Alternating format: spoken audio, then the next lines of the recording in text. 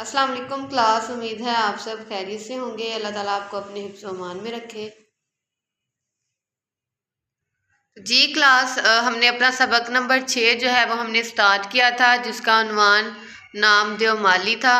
अब हमारे पास मुसन्निफ़ का नाम आ जाता है मौलवी अब्दुल हक। ये जो है माखस नामदेव माली का जो है चंद हम असर है, जो 24 जिसमें जो है वो 24 खाके शामिल थे, जिनमें से एक खाका जो है वो नामदेव माली था। तो सिंफ जो है इसकी खाका है। ठीक है क्लास, ये हमने डिटेल से जो है वो कर लिया है। आज हम आगे सफ़ा नंबर जो है 38 हमने पढ़ लिया था, इससे आगे जो है वो आज हम पढ़ेंगे। जी क्लास, पेज नंबर है आपके पास 38। सबसे पहले हमने पहले पैराग्राफ में हमने देखा कि नामदेव माली की शख्सियत और ज़ात पात के इम्तियाज़ पर जो है मुसन्निफ़ ने रोशनी डाली है। उसके बाद हमने दूसरे पैराग्राफ में हमने देखा कि मुसन्निफ़ बयान करते हैं कि नामदेव जो है वो अपने काम में पूरी तरह जो है वो मसरूफ़ रहता है और वो जो है वो शौक़ से जो है वो अपना काम करता है, मेहनत और मोहब्बत से जो है वो अपने काम को सरअंजाम देते हैं। तीसरे पैराग्राफ में हमने देखा कि नामदेव की अपनी कोई औलाद नहीं, इसीलिए वो पौधों और दरख्तों को अपनी औलाद की तरह समझता है और हमेशा जो है उनकी देखभाल में मसरूफ़ रहता है। चौथा पैराग्राफ हमारे पास आ जाता है।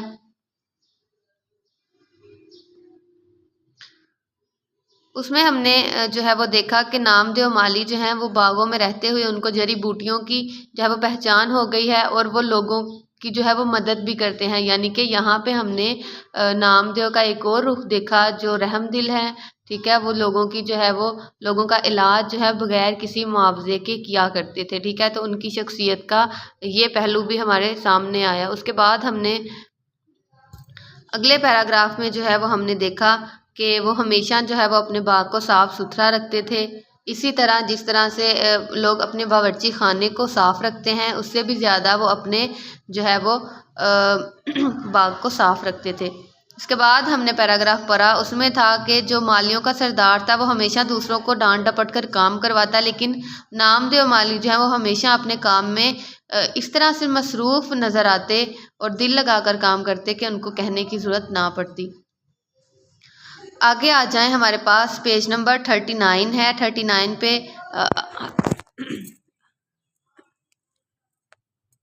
आ जाएं। एक साल बारिश बहुत कम हुई, कुओं और बालियों में पानी बराए नाम रह गया। यानी कि बारिश जब कम होती है तो कुओं और जो है बालियों यानी कि छोटे छोटे जो नदी नाले हैं वहाँ पर भी पानी जो है वो कम हो जाता है, पानी की किल्लत हो जाती है। तो पानी पर आफत टूट पड़ी, यानी कि मुसीबत, बाग पर आफत टूट पड़ी यानी कि मुसीबत टूट पड़ी। क्यों? क्योंकि पानी जो है वो पौधों के लिए बेहद ज़रूरी है, वो उनकी खुराक है। तो जब उनको पानी नहीं मिलेगा तो जाहिर है कि पौधे मुरझा जाएंगे। बहुत से पौधे और पेड़ तलफ हो गए, यानी कि ज़ाया हो गए। जो बच रहे वो ऐसे नडाल और मुरझाए हुए थे जैसे दग के बीमार। लेकिन नामदेव का चमन हरा भरा था। लेकिन नामदेव माली का क्यों चमन हरा भरा था? वो दूर दूर से एक घड़ा पानी का सर पर उठाकर लाता और पौधों को सींचता। यानी कि वो दूर दूर से पानी जो है वो लाकर अपने पौधों को देते। ये वो वक्त था जब के कहत ने लोगों के ओसान खता कर रखे थे। ओसान खता करना का मतलब है होशो हवास ना रहना। ओसान खता करना यानी कि होशो हवास ना रहना।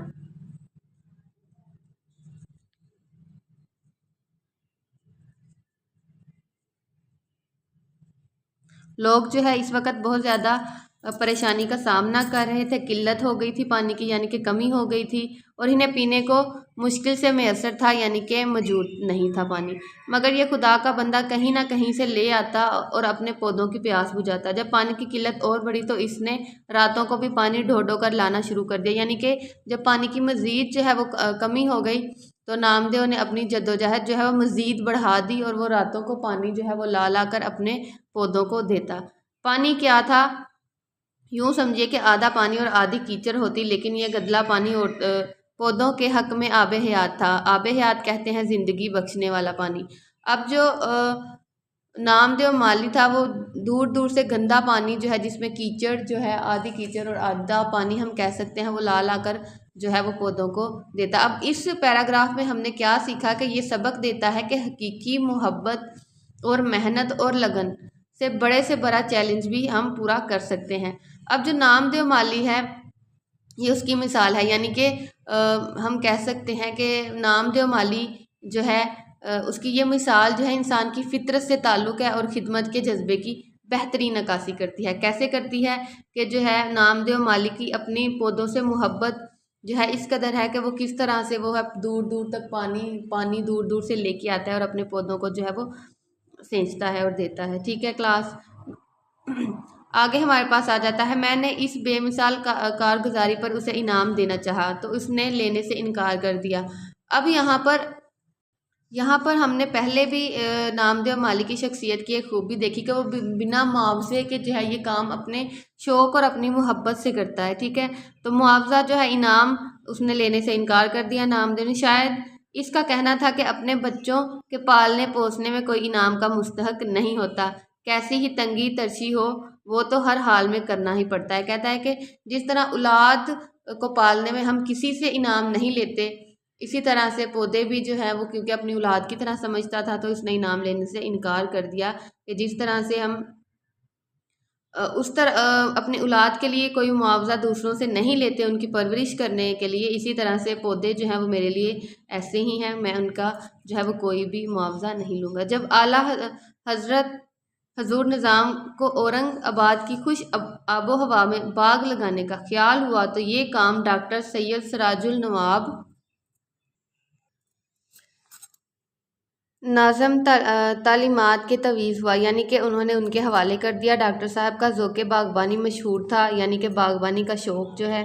مقبرہ رابعہ درانی اور اس کا باغ جو اپنی تربیت و تعلیم کے اعتبار سے مغلیہ باغ کا بہترین نمونہ ہے، مدت سے ویران اور سنسان پڑا تھا، یعنی کہ یہ باغ جو ہے پہلے مدت تک جو ہے ویران تھا، وحشی جانوروں کا مسکن تھا، یعنی کہ ٹھکانہ تھا، اور جاڑ جھنکار سے پٹا بھرا تھا۔ آج ڈاکٹر صاحب کی بدولت سبز شاداب اور آباد نظر آتا، اب دور دور سے لوگ اسے دیکھنے آتے۔ کہتے ہیں کہ اب ڈاکٹر صاحب جو ہے مولوی عبدالحق کو کہا جا رہا ہے کہ ان کی وجہ سے یہ جو ہے باغ جو ہے وہ سرسبز اور شاداب ہو گیا ہے، سے محفوظ ہوتے ہیں۔ ڈاکٹر صاحب کو آدمی پرکھنے میں بھی کمال تھا، وہ نامدیو کے بڑے قدردان تھے، اسے مقبرہ سے شاہی باغ میں لے گئے۔ اب ڈاکٹر صاحب نے کیا کیا کہ انہوں نے نامدیو کو جو ہے اس کو مقبرے سے شاہی باغ میں منتقل کر دیا۔ شاہی باغ آخر شاہی باغ تھا۔ کئی نگران کار اور 20 مالی بھی کیسے ٹوکیو سے جاپان، تہران سے ایرانی اور شام سے شامی آئے، ان کے بڑے بڑے ٹھاٹ تھے،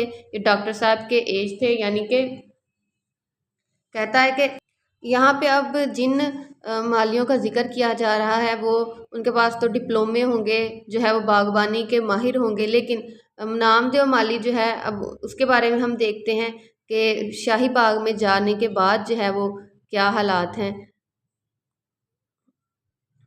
وہ شاہی باغ کو حقیقت میں شاہی باغ بنانا چاہتے تھے، یہاں بھی نامدیو کا وہی رنگ تھا، اس نے نہ فن باغبانی کی کہیں تعلیم پائی تھی اور نہ ہی ان کے پاس کوئی سند یا ڈپلومہ تھا۔